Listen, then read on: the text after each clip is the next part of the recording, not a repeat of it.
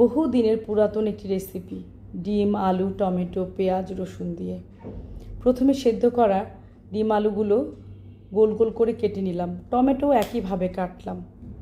তারপর কড়াইয়ে তেল দিলাম, তেল দিয়ে ডিমগুলো এপিট ওপিট করে ভেজে নিলাম। একটু ভুল হয়ে গেছে, কড়াইয়ের মধ্যে আমি কালার আনার জন্য হলুদের গুঁড়া, মরিচের গুঁড়ো আগেই দিয়ে দিয়েছিলাম।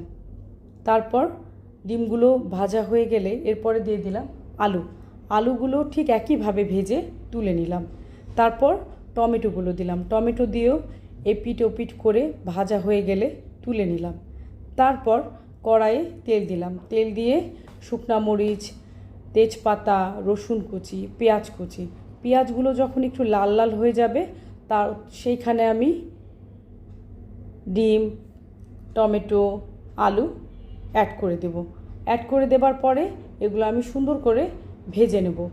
ভাজা হয়ে গেলে আমি নামানোর আগে কাঁচা মরিচ আর জিরার গুঁড়া দিয়ে নামিয়ে নিব। তো রেসিপিটি আপনাদের কেমন লাগলো আমি জানি না, এটা কিন্তু আমার একেবারেই নিজস্ব করা রেসিপি, বেশ মজাদার, খেলেই বুঝতে পারবেন। তো একবার বানিয়ে ফেলবেন। আর এই রেসিপিটি আমার মেয়ে, আমার হাজব্যান্ডের অনেক পছন্দ, তো অনেক দিন পর আসলে বানালাম। যাই হোক, কেমন লাগলো জানাবেন। ধন্যবাদ সবাইকে।